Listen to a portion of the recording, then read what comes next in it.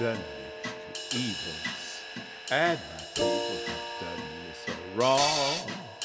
They've forsaken me the fount of living water, heal our systems that won't last long. My people have done me to evils, and my people have done me so wrong. They've forsaken me the fount of living water, heal our systems that won't last long. Oh, Jerusalem, oh, Jerusalem, I will gather you like a stick extended by my hand. Yet you stoned all the prophets I sent you. They were good, worthy, mortal men. My love for you unto is without measure. 'Tis a love without beginning or end. I would have given you your transgressions, cast in the sea, or forgetfulness your sin. My people have done me to evils, and my people have done me so wrong. They have forsaken me the fount of living water, healed our systems that won't last long. My people have done me to evils, and my people have done me so wrong.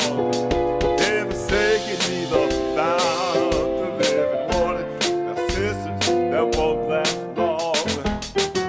Systems that won't last long. Systems that won't last long.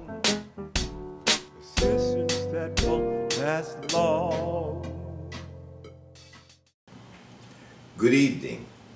Tonight I will begin reading from my novel titled Labyrinth, a story of a young man's sojourn in the Georgia chain gang.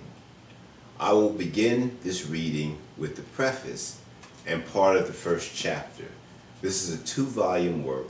Let us get down to business.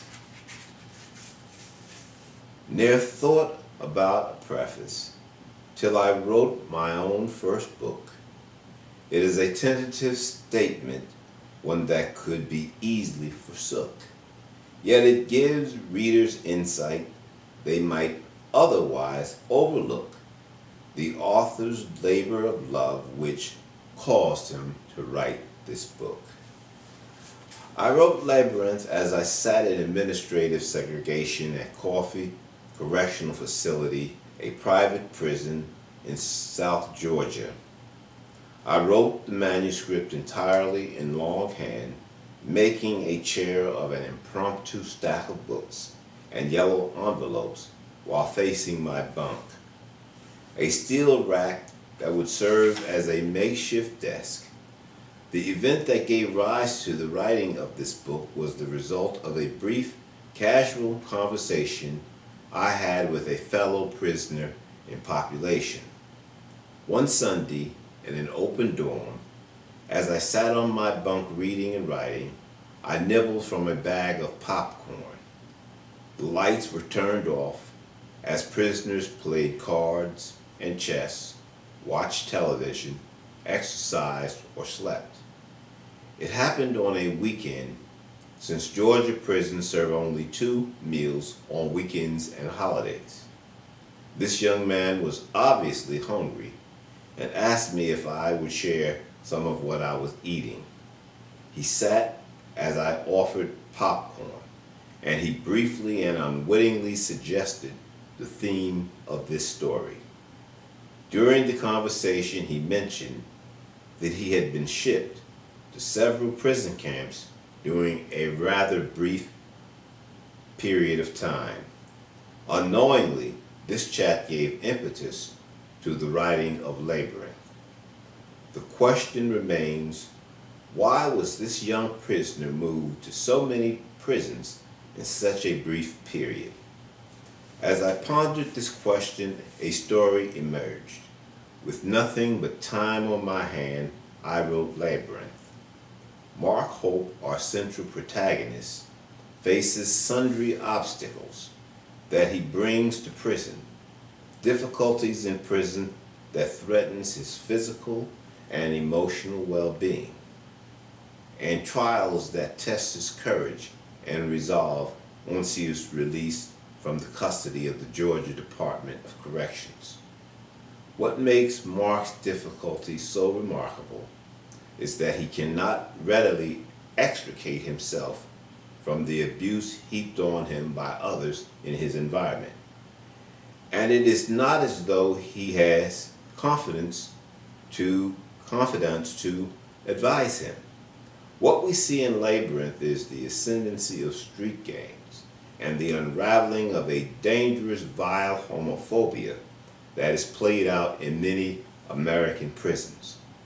It is my hope that not only Labyrinth would be entertaining, but that it will also provoke widespread discussion into prison conditions. This is not a fairy tale. This is not a Sunday school catechism. The language of prisons is rugged, raw, and risque. And this reflects the story of a young man's brief sojourn in a southern prison in the United States of America. Volume 1, Chapter 1. Motherfucker, get off me. Sally Ann Ellington eerily screeched, hesitating between each word with a switchblade clutched high in her clenched fist. These would be her last words. Her heavy breasts were almost ready to pop completely out of her tight-fitting blouse.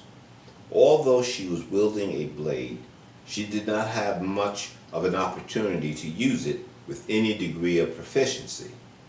She was breathing with difficulty, and snot was spilling from her nostrils. She used her left hand to backhandedly wipe her nose as if it mattered. He just came at her as she held the blade high over her head, warning him. Perhaps she had made a tactical error by brandishing too early the switchblade, but she had done this to warn him. Undoubtedly, he did not tend to regard warnings. She lost the element of surprise, a principle of warfare, and would pay for it dearly with her precious life. He immediately attacked the hand that held the troublesome blade, wresting it from her trembling hand. The blade fell to the floor, and she was then totally defenseless without a weapon. His hand discovered her vulnerable neck. She was not able to fight him off any longer. He steadily applied pressure. She felt pain. Then she could no longer do battle. Her body went limp, and then she was no more. Wearing plastic gloves, her assailant opened the front door and carried her out in the frost of the morning, with Sally Ann's children sleeping in the old farmhouse. Her assailant placed the body over his shoulder and carried her out to the barn. It had been raining, and one could hear the raindrops pound upon the rusting, ancient tin roof. He brought her into the barn. He was perfectionistic. Using a Black & Decker chainsaw, he dismembered her body into one gruesome, colossal mess. He worked quickly. Then he arranged the parts as if they were pieces of a jigsaw puzzle. He was careful to first disrobe her, so that no article of clothing would be defaced. In the morning, Sally Ann's children, one by one, woke up late because there was no one there to wake them up on time for school. It was a strange morning. There were not the usual aromas of white bread being toasted, of cheese being melted in a saucepan of grits, and strychnine being fried in a pan in the fireplace to harness energy costs. Usually, Sally Ann was in the kitchen, adding the precise amount of calumet in the small red can with powdered milk to eggs to stretch them adequately so that everyone would have something to eat. Thelma Lou knew that there was something ominous happening by the absence of familiar things, familiar aromas, and familiar sounds. Little Mark got up next. 7 years younger than Thelma Lou, he got up as his older brother slept. Thelma Lou knew something was wrong because it was in the beginning of winter and the sun seeped in through the holes of the cheap paper window shades. The rays assaulted their faces. Thelma Lou felt at first as though it was Sunday, and they were waiting to go with the Taliaferros to Sunday school.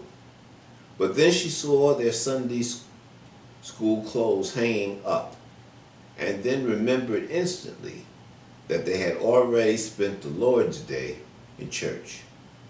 Then she wondered whether that Monday was a holiday, and soon disregarded the notion since she could hear no children playing in the distance. Thelma Lou didn't wake the other children.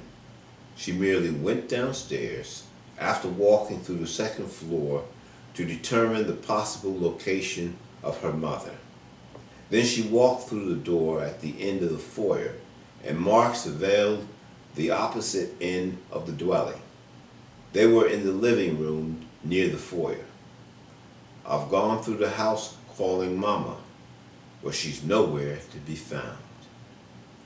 Maybe she is, Thelma began to say, not completing her thought. Then she moved towards the door. The air was chilly, too chilly to be outside without a jacket, or sweater, or a pair of socks. It was muddy outside as Thelma and Mark went through the yard. They came to the parcel where the old barn stood. It was one of those old jobs that needed vast amounts of paint. Decades ago, all farm activities had emanated from this point. Thelma Lou walked tentatively with Mark closely behind her in the barn, where she went past areas where bales of hay were once kept and spaces where grain was once stored. It was dark. Electricity had been somehow installed before the owner's uncle, who once owned the barn, passed away, so that power tools could be operated in the barn. Thelma Lou was not all that familiar with the barn, but Mark was. Nothing larger than a field mouse or more dangerous than a snake moved there within the dark. He twisted the old-style light switch on the wall, which produced light. In the middle of the floor, he found her. Thelma Lou followed the light, and their mother was there, laid out, cut up like so many pieces. The pieces would have been carefully put back together, except blood and body fluids gushed out over the floor of the barn. Thelma Lou swallowed hard and continuously. Then she retched. Mark's heartbeat quickened.